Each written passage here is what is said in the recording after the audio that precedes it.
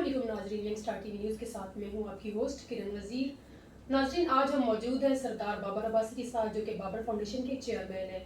تو ناظرین، ہم بات کرتے رہتے ہیں، ویسے تو ہماری نارملی بات جو ہے وہ گفتگو ہوتی رہتی ہے، لیکن آج ہم بات کریں گے ان مسائل پر جو آپ کا اور میرا نہیں بلکہ ہر ان جو ہے پاکستانیوں کا ہے، جو کہ اس جو ہے وہ رہتے ہیں، اس پاکستان میں ہمارے مسلمان رہتے ہیں۔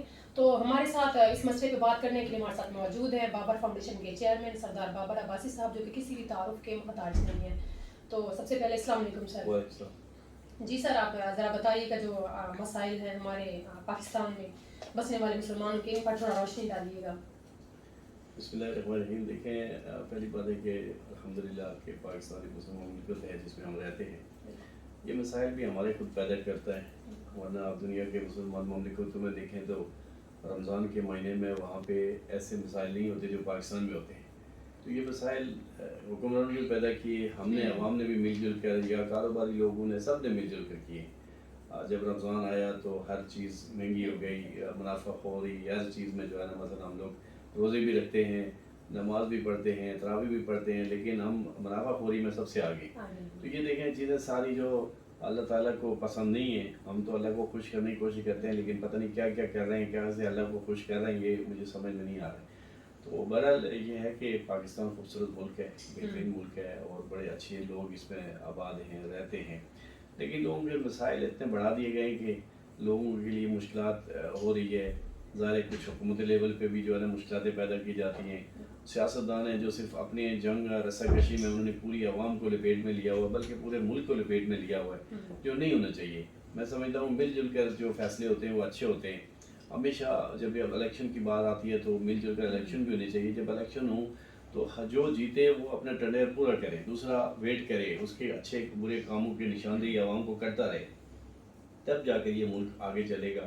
اگر وہ کوئی جیت کے آتا ہے، دوسرا چاہتا ہے کہ نہیں بس اس کو کب میں اتار دوں، تو وہ سمجھ لے کہ اپنے ساتھ بھی زیادتی کر رہا ہے اور اس کے ساتھ بھی زیادتی کر رہا ہے۔ اس کو کام کرنے دے، اگر وہ اچھا کر رہا ہے تو ٹھیک ہے، بہت اچھی بات ہے، اگر برا کر رہا ہے تو وہ جلدی ایکسپوز ہو جائے گا عوام کی نظر میں، تو تب جا کر ہم بحیثیت قوم ہم آگے نکلیں گے، اور لوگ جو ہے نا ہم بن پائیں گے جو ہے۔ اور آپ کی یہ جو فاؤنڈیشن ہے بابر فاؤنڈیشن، اس کے حوالے سے ذرا بتائیے گا۔ بابر فاؤنڈیشن دیکھیں ابھی ماشاءاللہ اچھے کام بھی کر رہی ہے، اور ابھی تو بنے ہوئی 2 سال ہو گئے اس کو، 2 سال تو نہیں ہے، تو انشاءاللہ بھرپور کوشش ہے کہ اس کو پورے پاکستان میں زیادہ تر پھیلایا جائے، اور سیاسی اور سوشل کاموں میں بھی یہ سب سے آگے کام کرے، اور وہ کام کرے جو قانون کے دائرہ کار میں ہوں، اور جو پاکستان کے مفاد میں جو کام ہوں ہم وہ کام کرنے چاہتے ہیں۔ اور جہاں یہ نہیں ہوتا کہ آپ روڈوں میں کھڑے ہو کے سب کچھ تقسیم کرنا شروع ہو جائیں، اور میں کل بھی ایک جگہ میں نے کہی تھی بات کہ وہ لوگ بھی آ کے کھڑے ہو جاتے ہیں جن کے پاس سب کچھ ہوتا ہے، وہ بھی لینے کے لیے۔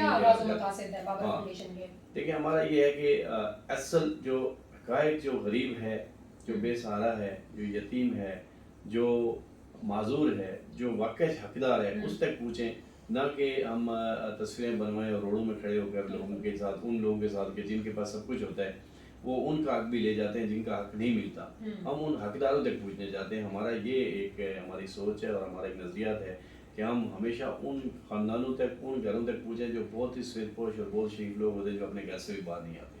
مین ایشو یہ ہے۔ بالکل، اگر ملک کی حالات کی بات کریں تو اس وقت عوام کو کن مسائل کا سامنا جو ہے سب سے زیادہ؟ دیکھیں، اس وقت عوام کو سب سے زیادہ جو مسائل ہیں وہ مہنگائی ہے، بجلی کے ریٹ بڑھ رہے ہیں، دن بہ دن بڑھ رہے ہیں۔ اب دیکھیں جو لوگ بیچارے 2 3 پنکھے چلاتے ہیں، ان کا بل بھی 15 20 ہزار روپے آ رہا ہے۔ تو یہ حکومت کو سوچ لینا چاہیے کہ وہ کس طرح سے نظام کریں گے۔ اگر 20 ہزار روپے تنخواہ لے رہے ہیں تو 15 ہزار روپے اگر ان کا بل آ رہا ہے تو وہ کس طرح سے غریب آدمی گزارا کرے گا۔ ایک سب سے بڑی زیادتی ہے کہ اس کے کھانے پینے کا، اور اس کے بجلی، گیس، یہ چیزیں، اور پانی، یہ چیزیں جو ہے نا، میں سمجھتا ہوں کہ حکومت کو پہلی پرائرٹی پہ ان پہ جس طرح بھی کر کے ان کے ریٹ کم کرنے چاہیے، تاکہ لوگ اپنی زندگی جی سکیں اور اپنی اولاد کو پال سکیں۔ آپ ان کو بلوں میں اتنا الجھا رہے ہیں کہ وہ کس طرح سے مدد کریں۔ ابھی آپ دیکھیں نا، چینی کو دیکھیں، وہ اتنی مہنگی ہو رہی ہے، آٹا اتنا مہنگا ہو رہا ہے، ایک آدمی بیچارہ 600-700 روپے کمانے والا آدمی ایک ہوٹل پہ بیٹھ کے ناشتہ نہیں کر سکتا، وہ 50-60 روپے کی چائے کا کپ لے گا اور ایک پراٹھا کھائے گا، 100-200 روپے اس کے پورے ہو جاتے ہیں۔ تو یہ حکومت کو لازمی ان ایشو پہ سوچنا چاہیے۔ آ جائیں ذرا تھوڑا سا باہر، عوام کی خدمت کریں، عوام پہ آ جائیں، الیکشنوں سے تھوڑا سا باہر نکل جائیں، اور یہ کورٹوں میں اپنے کیس وغیرہ یہ سب چیزیں چھوڑ دیں، عوام کی خدمت پہ بھی آ جائیں۔ بالکل۔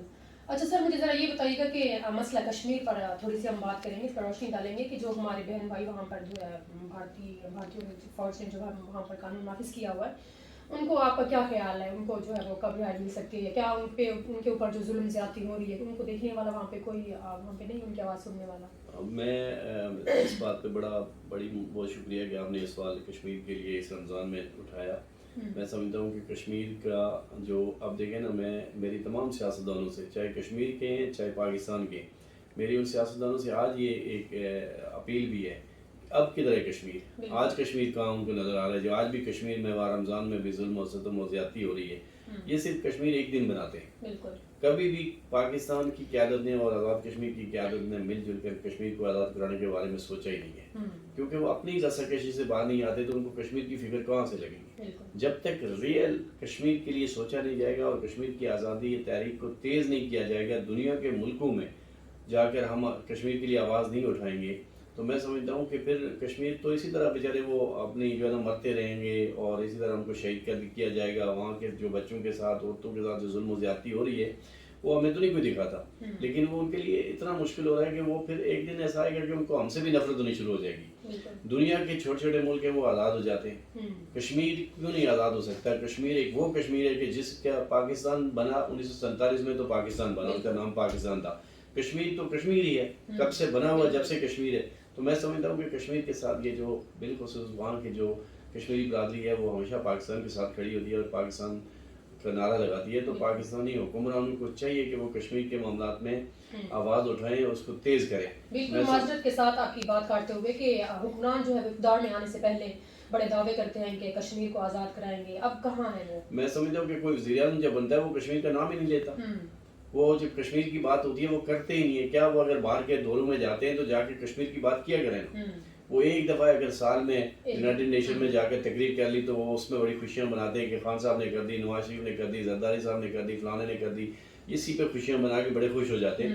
یہ نہیں سمجھتے کہ بھائی وہ ایک تقریر سے کوئی فائدہ نہیں ہوگا. یہاں ہر روز دوسرے دن تیسرے دن کشمیر کے اوپر کوئی نہ کوئی ایشو کے اوپر بات چیت ہونی چاہیے. اور مجھے معذرت سے کہنا پڑے کہ میڈیا کے اندر بھی کشمیر کا نام ہی نہیں آتا، سوائے ایک دن جس دن انہوں نے جھنڈے لہرانے ہوتے ہیں اس دن وہ کشمیر کے لیے سارے جو ہے وہ کشمیر ڈے مناتے ہیں، سب میدان میں آ جاتے ہیں. اس کے علاوہ کوئی کشمیر کی ڈیبیٹ نہیں ہوتی، کوئی کشمیر کے اوپر پروگرام نہیں ہوتا. یہ کشمیریوں کے ساتھ ظلم ہے.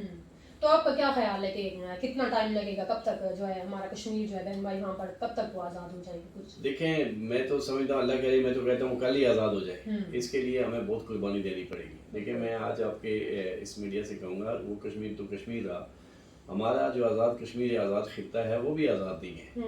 وہاں کے نوجوان بچوں کو راول پنڈی، اسلام آباد کے جس جگہ پہ قتل عام کیا جاتا ہے ان کا، تو ان کی ایف آئی آر لانچ نہیں ہوتی. ان کو کوئی آج تک ان کی کوئی سنوائی والا بندہ نہیں ہے.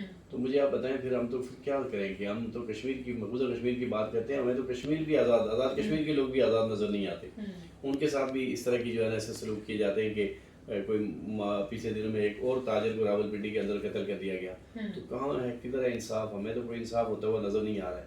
تو میں سمجھتا ہوں کہ آج بھی ہوش کے ناخن لے لیں، مقبوضہ کشمیر کو آزاد کرانے کی بات کریں، اور کب ہوگا وہ تو اللہ کو پتہ ہے، لیکن کم سے کم بندے کی ایفرٹ نظر آنی چاہیے کہ یہ لوگ کوشش کر رہے ہیں. اچھا، آپ کی کیا خدمات رہی کہ آپ نے وہاں بھی کوئی خدمات سر انجام دی؟ آپ کے میں نے سنا کہ آپ کے بھائی بھی وہاں پہ جو ہے بہت اچھی خدمات سر انجام دے رہے ہیں.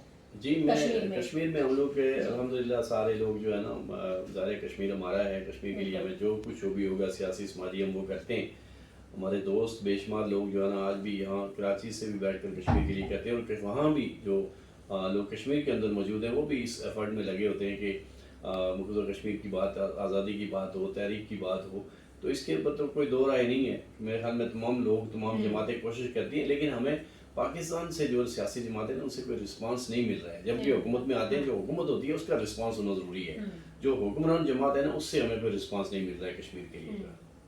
اچھا سر، مجھے تھوڑا سا آپ پرسنل اپنی لائف سے ریلیٹڈ بتائیے گا کہ آپ کو کیسے شوق ہوا سیاست میں آنے کا؟ آپ تو بلڈر تھے، تو کیسے آپ سیاست میں آئے؟ مجھے بچپن سے ہی شوق ہے، سیاست کا بھی ہے، سماجی کام کرنے کا بھی ہے، اور خدمت خلق کرنے کا مجھے بہت شوق ہے. اور اللہ کا شکر ہے کہ میں آج بھی میرا یہی ہوتا ہے کہ میں سوشل کام کروں، لوگوں کی خدمت کروں.